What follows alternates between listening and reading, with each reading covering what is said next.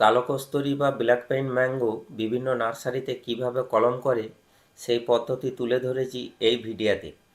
প্রথমে আপনারা যে কোনো আম চারা নিন।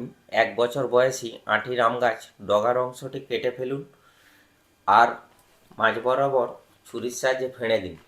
এবার কালো কস্তুরী বা ব্ল্যাক পেইন ম্যাঙ্গো আম গাছের ডাল নিয়ে আসুন, গোড়ার দিকটা ভি আকৃতি এভাব ছুলে ফেলুন কলম করার জন্য।